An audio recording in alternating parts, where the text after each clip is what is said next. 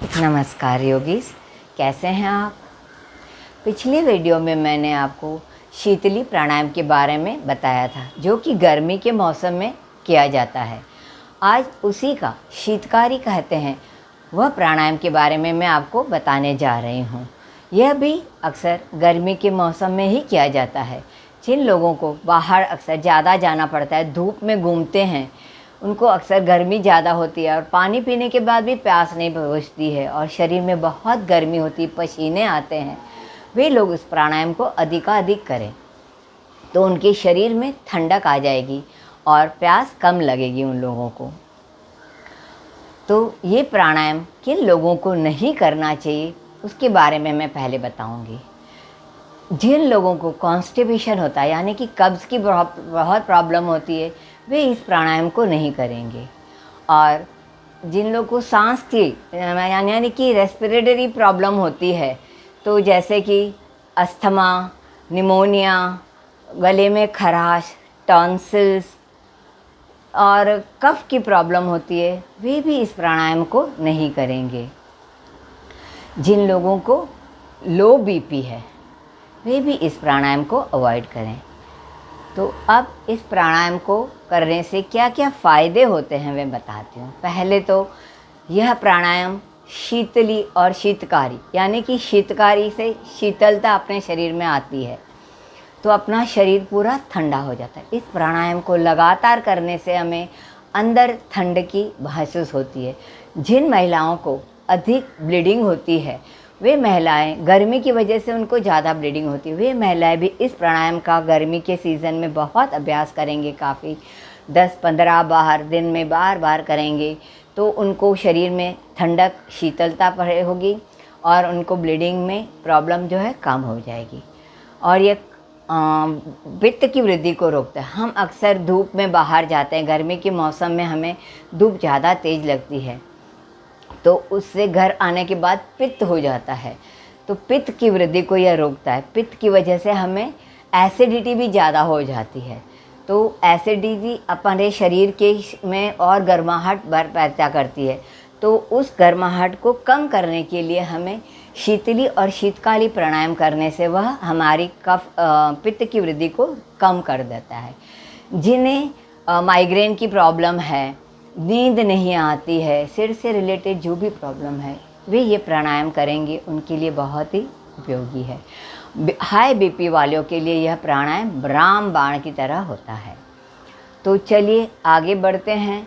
यह प्राणायाम किस तरह किया जाता है। बाकी के प्राणायाम जो है हमें नाक के जरिए सांस लेते हैं और छोड़ते हैं, पर योग में ये दो प्राणायाम जो है, यही एक मुंह से सांस लेते हैं और नाक से सांस को छोड़ा जाता है। इसमें दो तरीके हैं। पहले तो यूं ही सांस को रोकना है और बाद में जालंधर बंद करके मैं आपको बताऊंगी। जिन लोगों को कभी सांस को जालंधर बंद, यानी कि गले चिन को जो है अपने ये कॉलर बोन में लगा देना है, उसे जालंधर बंद कहते हैं। इसमें सांस को रोकना पड़ता है, तो इससे अपने शायद सांस लेने में दिक्कत होती है। लेते तो नहीं है पर घबराहट बहुत होती है, इसलिए उसके लिए हमें पहले सांस को रोकने का अभ्यास करने के बाद में उसमें हम लोग माहिर हो जाएंगे, तो फिर आप ये जालंधर बंद लगा के प्राणायाम कर सकते हैं।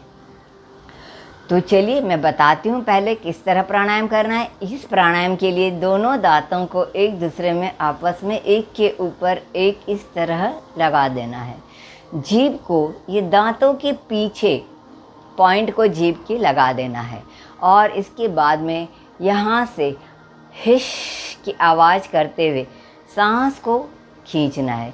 जैसे ही आप सांस खींचेंगे, अंदर सलाइवा में वह हवा जो है मिक्स होती है और आवाज़ आती है और वह सांस हमें बहुत ठंडक जैसे महसूस होती है। फिर मुंह को बंद करके उसको थोड़ी देर के लिए, कम से कम 5 सेकंड के लिए हम शुरुआत में रोकेंगे और उसके बाद में नाक के जरिए ही सांस को छोड़ देंगे।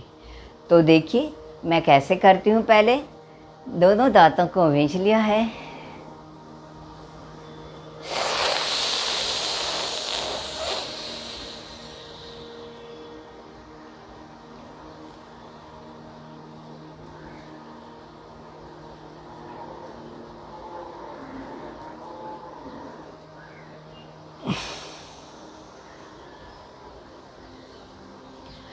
ये मैंने 5 सेकेंड रोका है। आप इस तरह धीरे धीरे अभ्यास बढ़ा सकते हैं। जैसे ही आपका अभ्यास बढ़ेगा, आपको जालंधर बंद करने में बहुत आसानी होगी, क्योंकि जैसे ही हम सिर नीचे करेंगे तो सांस जो रुकी हुई है हमारे सिर तक आती है, तो हमें घबराहट होती है और वो घबराहट के कारण हमें चक्कर भी आ सकता है।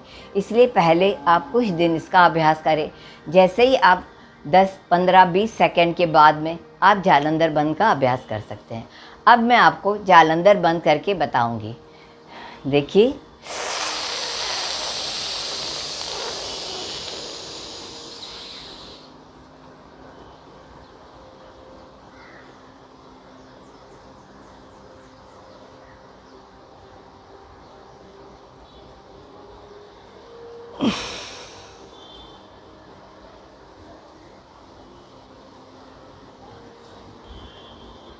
ये आप कम से कम 10 से 12 बार दिन में कर सकते हैं। ये आप कहीं भी बैठे हैं, ट्रेन में भी बैठे हैं, अगर आपको ज़्यादा प्यास लग गई है, पानी आपके पास नहीं है, तो आप ये प्राणायाम करेंगे तो आपको तुरंत ही पानी की प्यास बुझ जाती है। और कईयों को शिकायत है, मेरी क्लासेस में कई लोग कहते हैं कि हमें मालूम ही नहीं पड़ता कि हम बराबर कर रहे हैं कि नहीं। जैसे कि मैंने पहले शीतली प्राणायाम में बताया था कि जीभ को प्रॉब्लम होती है ये गोलाकार करने, यानी कि ट्यूब के जैसे बनाने में, तो मैंने इसके लिए एक नया उपाय ढूंढ लिया। तो आइए मैं आपको बताती हूँ वो कैसे करना है। ये शीतली और शीतकारी आप मिरर के सामने खड़े होकर भी आप यह प्राणायाम कर सकते हैं, जिससे आपको मालूम पड़ेगा कि मैं सही कर रही हूँ कि नहीं। तो चलिए, आइए मिरर के सामने खड़े। तो पहले मैं बताती हूँ मिरर में शीतकारी प्राणायाम कैसे किया जाता है। तो आप मिरर के सामने खड़े होकर इसका अभ्यास कर सकते हैं। देखिए, इस तरह दांतों को मींच लिया तो आप देख सकते हैं आपके दांत बराबर दिख रहे हैं। और सांस खींचिए,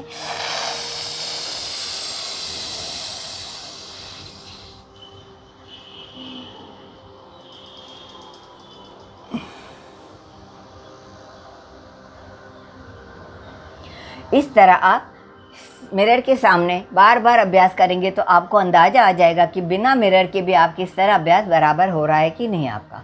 अब शीतली प्राणायाम का अभ्यास, जो कि वो ट्यूब बनानी पड़ती है जीभ को, कईयों की जीभ इस तरह से आसानी से नहीं निकलती है, उनकी कंप्लेंट थी। तो मैंने सोचा कि मिरर के सामने खड़े रह के कुछ दिन अभ्यास करेंगे तो ये आप आसानी से प्राणायाम कर पाएंगे। तो देखिए, अगर आपकी जीभ बाहर नहीं निकलती है तो पहले जीभ को बाहर निकाल दीजिए और हाथों से, उंगलियों से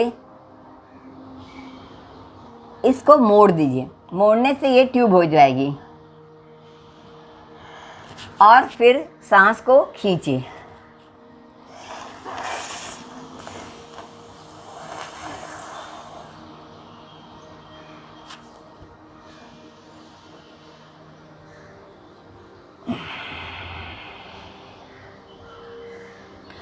कुछ दिन तक आप इस तरह अभ्यास करेंगे तो आपकी जीभ अपने आप ही कोन बन जाएगी और आप तुरंत ही अंदर से आपकी जीभ को मोड़ के बाहर की ओर निकाल सकते हैं। देखिए,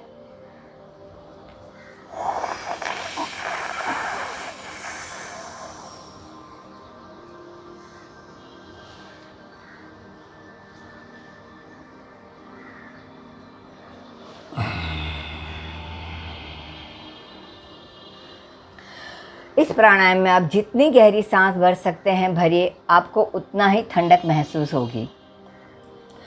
तो आशा करती हूँ आप इस प्राणायाम का ज़रूर अभ्यास करेंगे। अगर आपको मेरा वीडियो अच्छा लगता है तो लाइक करिएगा और चैनल को सब्सक्राइब करना न भूलिएगा और बेल आइकॉन है उसे दबाना मत भूलिएगा, ताकि मेरा अगला नोटिफिकेशन आप तक तुरंत ही पहुँच जाए। धन्यवाद।